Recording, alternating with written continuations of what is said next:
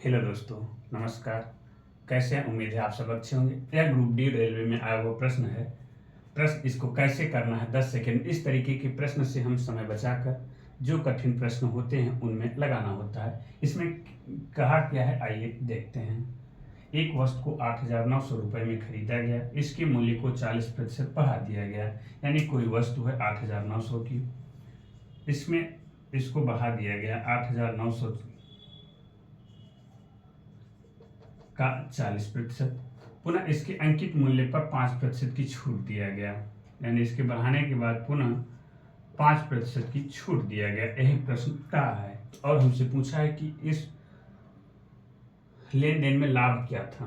तो इसको आप यहां तक बिल्कुल भी ना करें।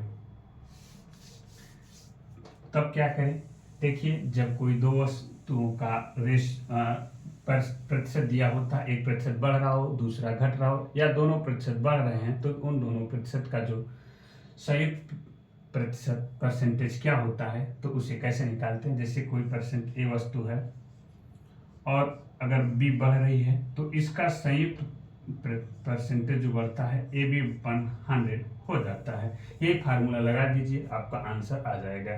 तो हमारे पास दिया हुआ पहले 40% बढ़ रहा है, इसके बाद 5% घट रहा है, तो हम प्लस माइनस यहाँ करते हैं। इसके बाद ए यानी 40 गुणते बी यानी -5, इसको सरल कर लेते हैं। यही हमें इसका आंसर हो जाएगा। 40 प्लस यहाँ है, माइनस यहाँ है, तो घट जाएगा। 40 में से 5 घटेगा, 35 हो जाएगा।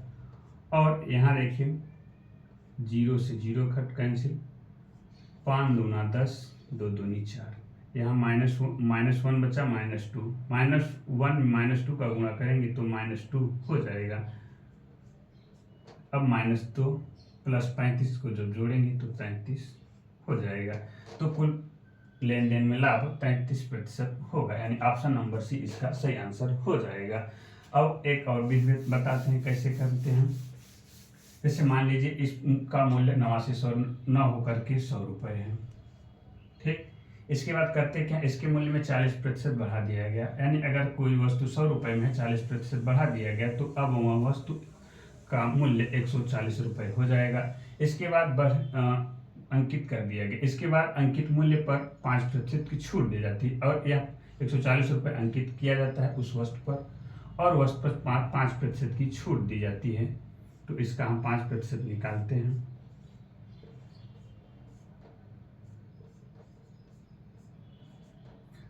यानी 7 आ गया।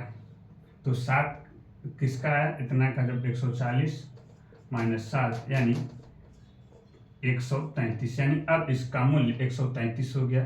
पहले इसका मूल्य, प्रारंभिक मूल्य 100 था, अब यह 133 में हो गया। यानी कुल 33% मूल्य में बढ़ोतरी हुआ।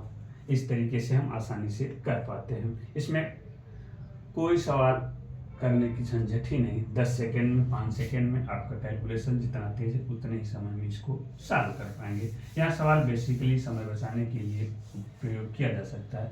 इसमें अगर हम 8900 करके करते तो हमें गुणा करने में समय लगता। वही इसका कोई रूल ना करें। अगर वीडियो अच्छी लगे तो लाइक करें,